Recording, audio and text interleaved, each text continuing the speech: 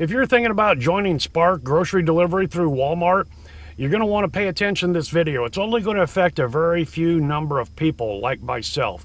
And these are the people that bank with very small banks that maybe are individually owned, not part of a big franchise or whatever, or a very small credit union. You'll want to pay attention to this. Hey everybody, how you doing? Dash and Dave here again. Please click that subscribe button and hit that like button. Thank you very much. It's Friday, November 18th, and I still haven't gotten paid yet for last week, which came out on Tuesday of this week for Walmart Spark. It has been a clusterfuck since step one. The way this works is Walmart owns Spark. They're the delivery app that we all use. Okay, then you're paid through Branch, another third-party app that is under contract by DDI, Delivery Drivers Incorporated, which manages Spark. So already we got 4 companies involved here. Every other delivery gig app that we all use require 2 pieces of information to direct deposit the funds into your banking institution: the routing number and your account number. Not Branch. Number 1, you must have an online portal set up with your institution, you know, where you get online and check your balances and all that. If you don't have that, you're not getting paid. So you must have an online or mobile connection with your bank institution.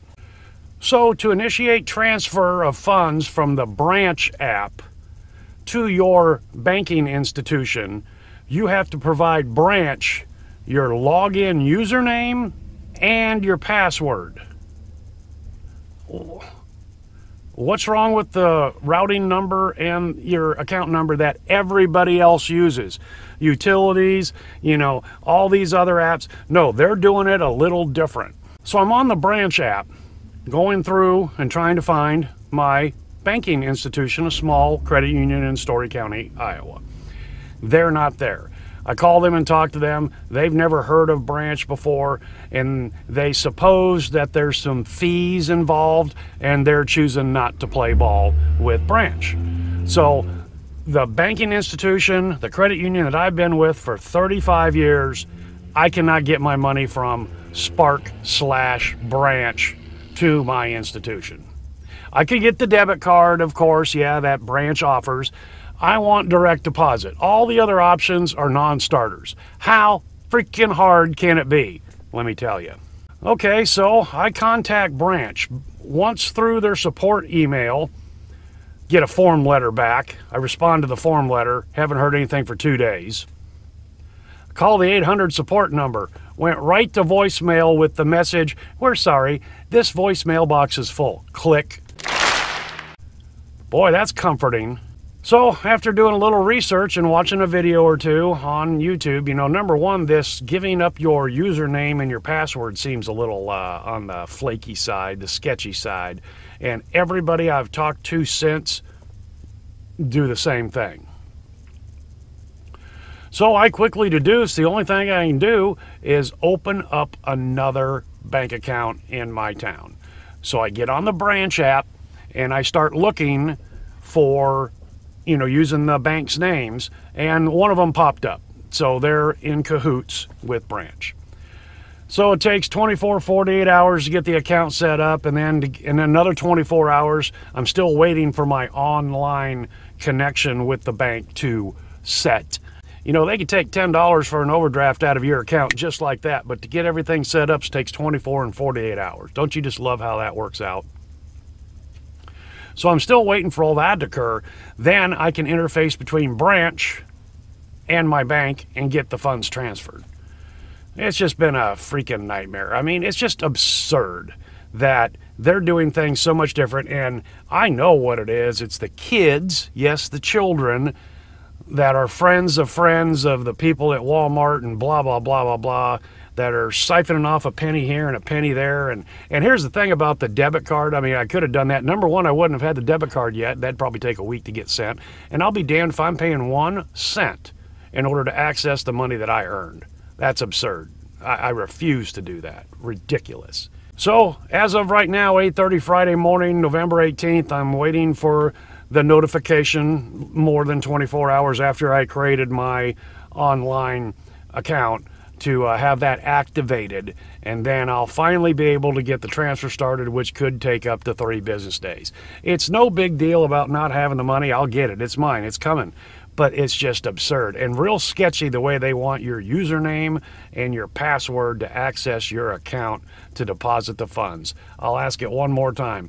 What's wrong with the freaking routing number and the account number like everybody else uses? One of the very first things you have to do when you sign up for Spark is you're sent an email, and it's pretty clear. It's mandatory. You have to have the branch app on your phone for this money transfer to occur.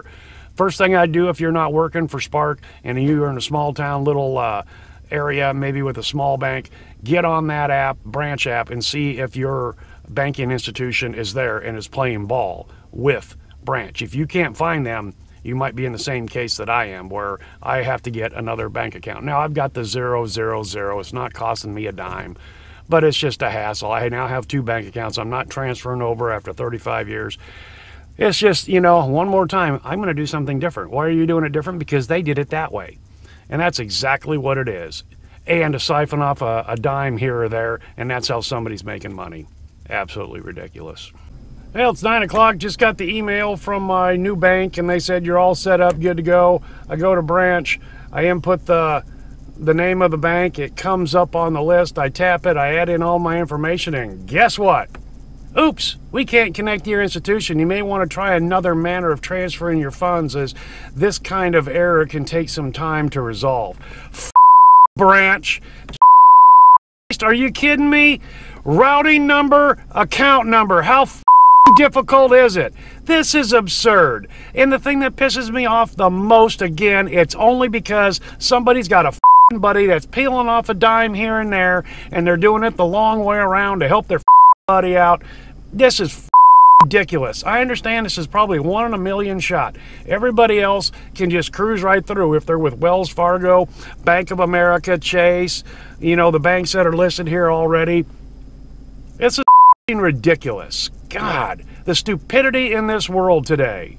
And it gets down to, we're not calling them PMs anymore, personal messages. They're direct messages, DMs. Why?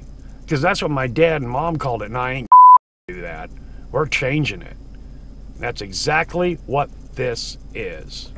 A few moments later.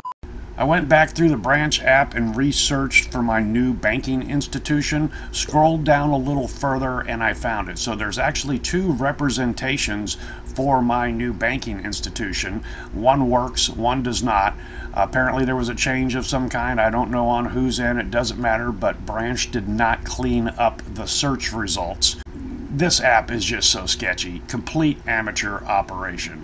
So when I found this second representation for my new bank, I inputted my username and my password for the online website associated with the bank, and then the next 2 pieces of information that Branch wanted me to input was the freaking routing number and my account number.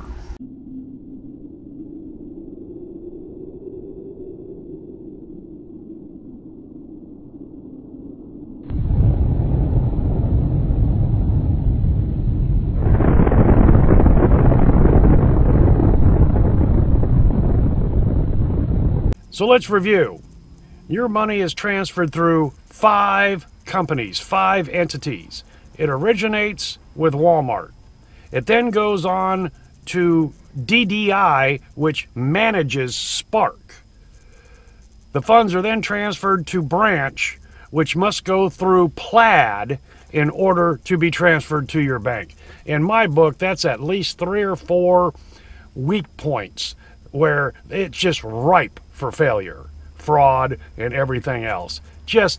And I'm just totally blown away that after inputting my username and my password to access my online banking through my new institution, that I still had to input the routing number and the account number.